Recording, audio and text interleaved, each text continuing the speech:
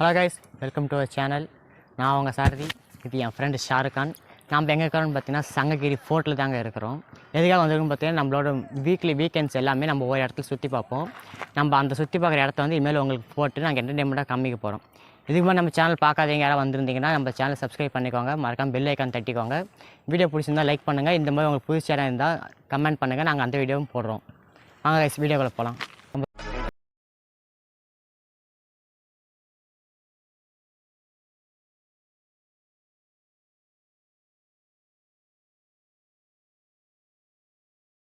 மலைக்கோட்டையோட entrance வந்து நம்ம வந்துட்டோங்க.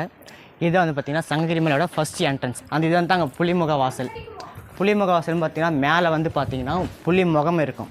ஆனால் ஃபஸ்ட்டு மாதிரி இப்போ இருக்குமான்னு தெரில, ஏன்னா ரொம்ப வருஷம் ஆனதுனால லைட்டாக முகம் வந்து செஞ்சுருக்குது. உள்ளே வந்த உடனே என்ட்ரன்ஸில் வந்து பார்த்திங்கன்னா ஒரு சின்னதாக ஒரு மண்டபம் இருக்குதுங்க. வந்து ஓய்வு எடுக்கிற மாதிரி மண்டபம் எடுத்துக்கலாம். சப்போஸ் மன்னர்கள் காலத்தில் வந்து போர் புரிகிறாங்க அப்படிங்கும்போது மக்கள் ஆப்போசிட்லேருந்து வரவங்க வந்து டேரெக்டாக உள்ளே வர முடியாதுங்க. உள்ளே வந்து உள்ள ஒரு போர் தொடுக்க வராங்கன்னா வந்த உடனே இந்த இடத்துல இந்த கோட்டையோட, அதாவது இந்த கோட்டையில் இருக்க வீரர்கள் இங்கே மறைஞ்சிருப்பாங்க. அதாவது ஆப்போசிட் கோட்டையிலேருந்து யாராவது போர் தொடுக்க வீரர்கள் வர்றாங்கன்னா இவங்க மறைஞ்சிருக்கிறது தெரியாமல் வரும்பொழுது திடீர்னு இவங்க தாக்கி அவங்கள வீழ்த்துறதுக்காக இந்த ஒரு கோட்டையை ரொம்ப சிறப்பம்சமாக கட்டியிருக்காங்க. இந்த நம் ராஜதந்திரங்கள் அனைத்தும் வீணாகிவிட்டதே. கோட்டை முக்கியமாக பயன்படுத்தி எதுக்குன்னு பார்த்தீங்கன்னா போர் புரியறதுக்கும் பாதுகாப்பு அரணாவும் தான் இந்த கோட்டையை கட்டியிருக்காங்க. வாங்க நம்ம கோட்டைக்குள்ளே போய் இன்னும் என்னென்ன இருக்குன்னு பார்க்கலாம். இதுதான் வந்து ரெண்டாவது மண்டபம். இந்த மண்டபத்துக்கு வந்து கல்கோட்டை மண்டபம்னு சொல்லுவாங்க. இது வந்து பார்த்திங்கன்னா சைடில் ஒரு சின்னதாக வழி இருக்குது. இது வந்து அந்த காலத்தில் வாயிற்காவலர்கள் வச்சுருப்பாங்க. அண்ட் இது வந்து ஒழுங்காக பராமரிப்பு இல்லைங்கிறதுனால நிறையா இது சுண்ணாம்பு மூட்டைகள் நிறையா வச்சுக்கிறாங்க. இந்த தூணில் பார்த்தீங்கன்னா நிறைய சிற்பங்கள் இருக்குது. தமிழக தொல்லியல் துறையோட அந்த பராமரிப்பில் இருக்குது. பராமரிப்பு ரொம்ப நல்லாவே இருக்குது. பராமரிப்பு ரொம்ப நல்லா இருக்குது. இதெல்லாம் பார்த்தீங்கன்னா அந்த காலத்திலே ஒரு சில காம சிற்பங்கள்லாம் பதிச்சிருக்கிறாங்க. அதில் ஒரு சிற்பங்கள்லாம் இதுவும் ஒன்று. இந்த மாதிரி ஒவ்வொரு தூண்லேயும் ஒவ்வொரு சிற்பங்கள் துல்லியமாக பதிச்சிருக்கிறாங்க.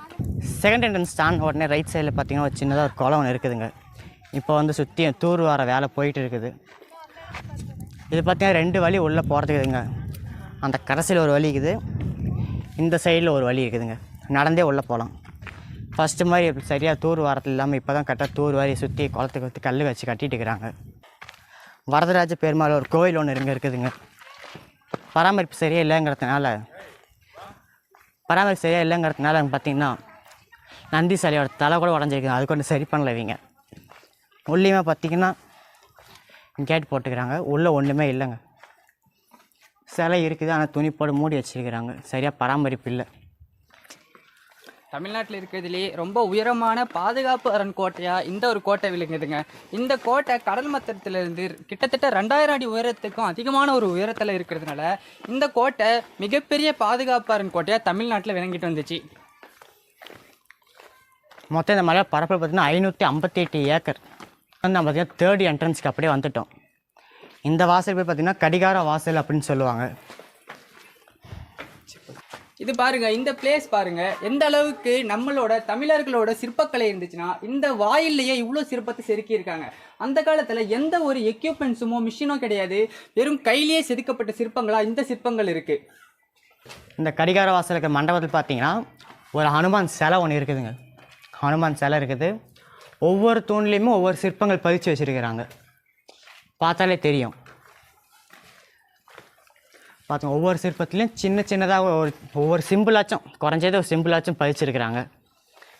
இந்த கடிகார வாசல் தாண்டின உடனே பார்த்திங்கன்னா சின்னதாக ஒரு வியூ பாயிண்ட் மாதிரி ஒன்று வருது. இந்த சங்ககிரிலேருந்து அப்படியே ஃபுல்லாக கோட்டைங்க வருதுங்க. ஃபுல்லாக எல்லாமே மலை மட்டுமே.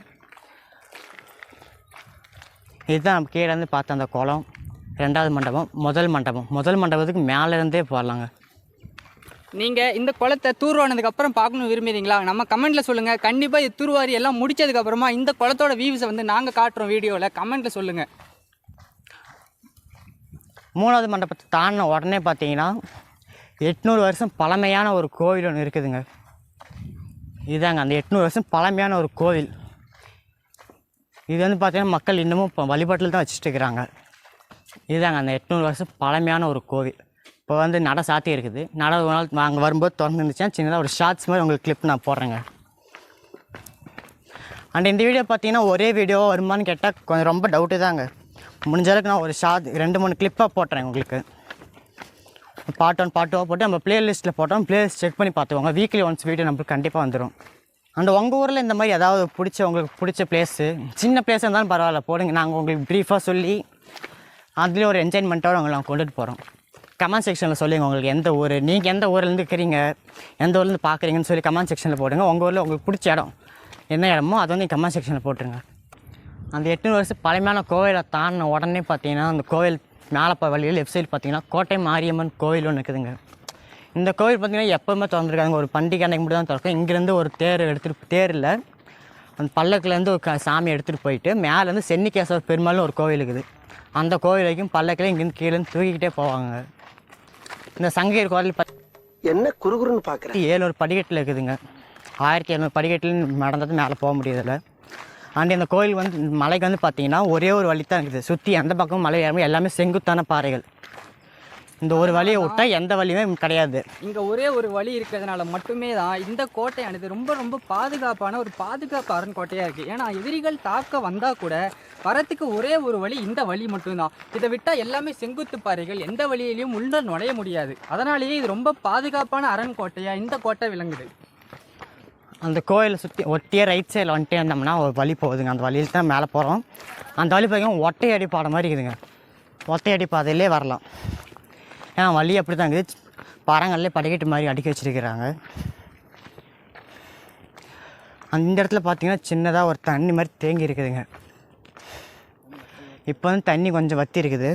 ஆனால் எப்போயுமே தண்ணி மேலேருந்து ஒரு மேலே கொட்டை மாதிரி இருக்குது. அங்கே இருந்தால் நம்பி இங்கே வரும்.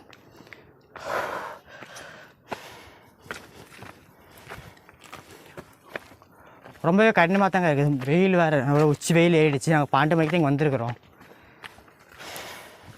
உங்களை என்டர்டெயின் பண்ணதுக்காக தான் நாங்கள் இவ்வளோ கஷ்டப்பட்டு இந்த இடத்துல ஏறிட்டு இருக்கோம். உங்களோட சப்போர்ட் என்னென்னா எங்களுக்கு சப்ஸ்கிரைப் பண்ணிக்கோங்க. உங்களோட ஒவ்வொரு லைக்குமே எங்களுக்கு ஒரு எனர்ஜெட்டிக்காக இருக்கும். நீங்கள் பண்ணுற வேண்டியது எல்லாமே லைக் பண்ணி சப்ஸ்கிரைப் பண்ணி ஷேர் பண்ணுங்கள். அந்த இதுதாங்க நம்ம சொன்ன அந்த சின்னதாக ஒரு குட்டை. அந்த இங்கேருந்து பார்த்தீங்கன்னா இங்கே ஒரு வியூ பாயிண்ட் மாதிரி வருங்க.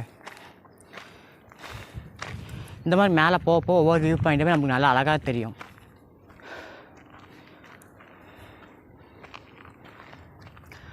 வாங்க இப்போ அடுத்தடுத்த கேட்டுக்கு போகலாம்.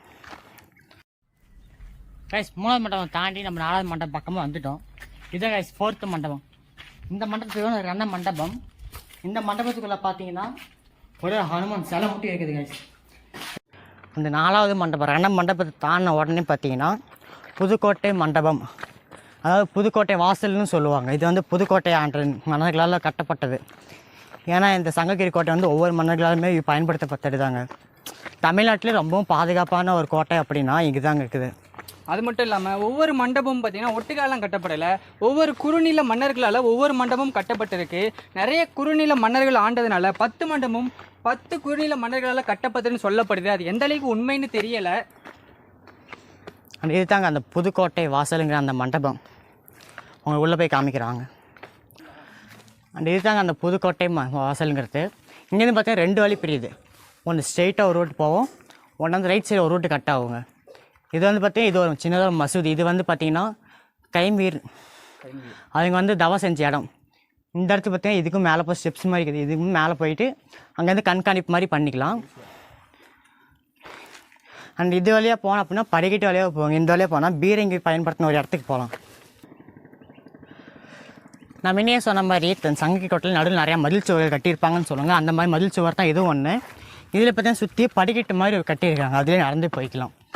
அந்த நான் சொன்ன அந்த பீரங்கி யூஸ் பண்ண அந்த இடம் இது தாங்க. ஆங்கிலேயர்கள் பீரங்கி குண்டெல்லாம் யூஸ் பண்ணியிருக்கும்போது அவங்க ஆங்கிலேயர்களுக்கோசம் கட்டின இடம் இது. ஆங்கிலேயர்களே கட்டிக்கிட்டாங்க.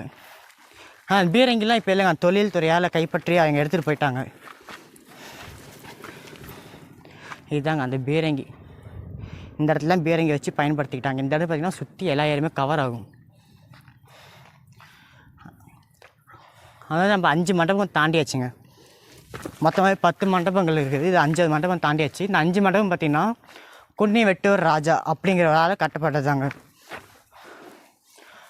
அந்த பீரங்கி வச்சுருக்க அந்த இடத்த தாண்டி ஸ்ட்ரெயிட்டாக மேலே போயிட்டே இருந்தோம்னா அந்த கைமீர் அப்படின்னு சொன்ன ஒரு தவ மன்னர்கள அவருடைய மண்டபம் ஒன்று இருக்குது.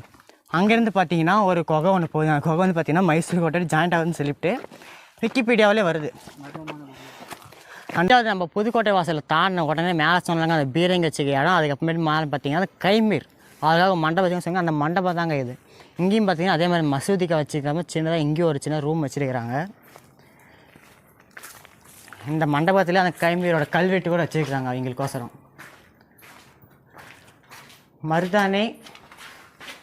மருதானே கைமீர் அவலியா அப்படிங்கிறவர் தாங்க அந்த நான் சொன்னேன் அந்த முஸ்லீம்.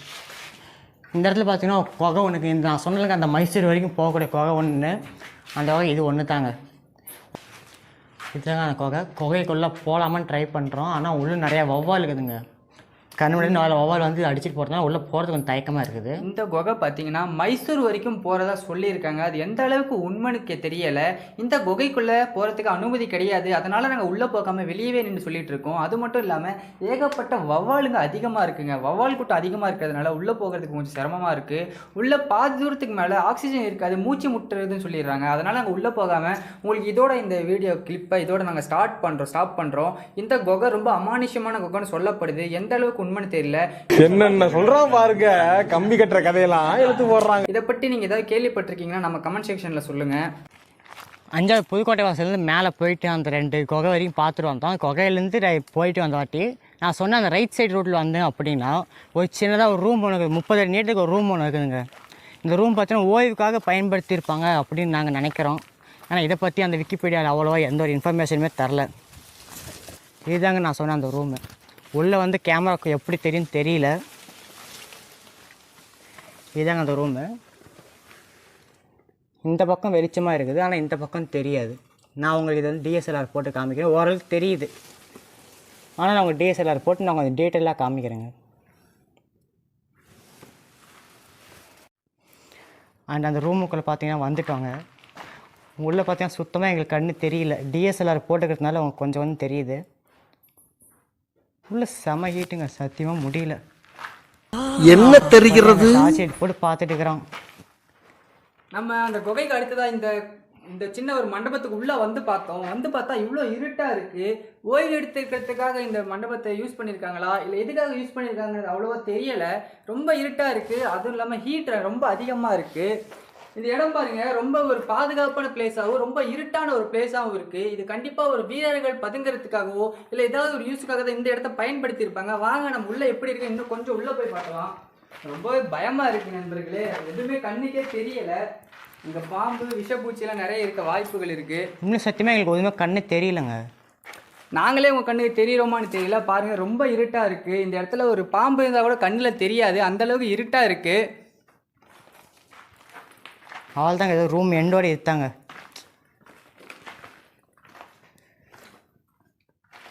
ஆக்சுவலி வந்து ஓய்வுக்காக பயன்படுத்தியிருப்பாங்க அப்படின்னு நினைக்கிறேங்க. இது வந்து ஓய்வு எடுக்கிறதுக்காக வீரர்கள் அந்த காலத்தில் பயன்படுத்தியிருப்பாங்க. உள்ளே வந்து வௌவால் சத்தம் வரை கேட்டுக்குது. வௌவால் எந்த மூலையில் உட்காந்துக்குதுன்னு தெரியல. அது நம்ம 6வது மண்டபம் பார்த்தீங்கன்னா ரொக்கக்கட்டி வாசல். இது மேலே பார்த்தீங்கன்னா அந்த செங்கலால் கட்டியிருக்கிறாங்க. கீழே வந்து பார்த்தீங்கன்னா எப்பயும் போல் இந்த கருங்கல் தான் கட்டியிருக்கிறாங்க. உள்ளே பார்த்தீங்கன்னா விநாயகரோட சிலை வச்சுன்னு வச்சுக்கிறாங்க. விநாயகர் சிலை இந்த இடம்லாம் பார்த்தீங்கன்னா அந்த எறும்பு புத்து முழுசாக எலும்பு புத்துலேயே வந்திருக்குது. இங்கேருந்து பார்த்தீங்கன்னா ரைட் சைடில் போனோம்னா தான் நம்மளுக்கு மேலே போகிற வழி. ஆனால் லெஃப்ட் சைடில் பார்த்தீங்கன்னா சின்னதாக பாறை ஒன்று இருக்குது. இந்த பாறைகளில் பார்த்தீங்கன்னா சின்னதாக குழி, அதை தண்ணி நீர் தேங்கி இருக்குது. அப்படியே இது பக்கத்துலேயே பார்த்தீங்கன்னா சிவன் சிலை இருக்குது.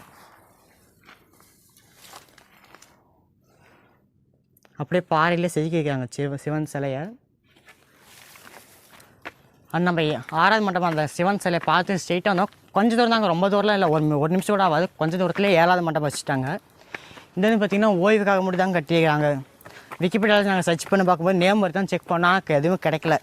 ஓய்வுக்காக மட்டும் தான் அந்த மண்டபம் ஃபுல்லாமே கட்டியிருக்கிறாங்க. இதோட பர்பஸ் அது ஒன்று மட்டும் தான், ஓய்வுக்கு மட்டும் தாங்க இந்த மண்டபம் தாங்க.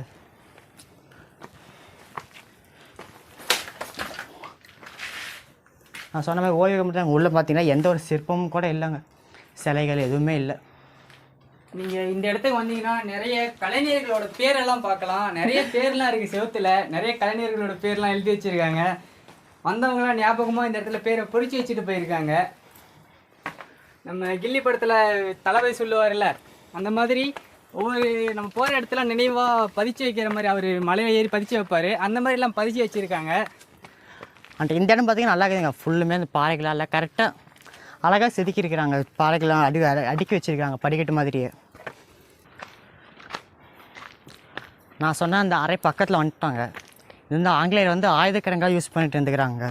ஆக்சுவலி வந்து திப்பு சுல்தானோட ஆட்சிக்கு அப்புறமேட்டு ஒவ்வொருத்தராக யூஸ் பண்ணி ஆரம்பிச்சிருந்தாங்க. திப்பு சுல்தான் பார்த்தீங்கன்னா அந்த காலத்துலேயே இந்த பூனைக்கு தான் அதிகமாக முக்கியத்துவம் கொடுத்துருந்தாரு.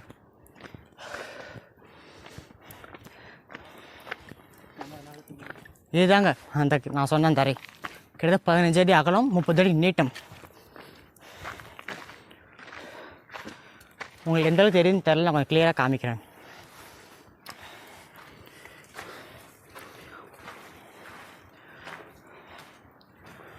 முழுக்க பிரிட்டிஷாலே கட்டினதுங்க இது.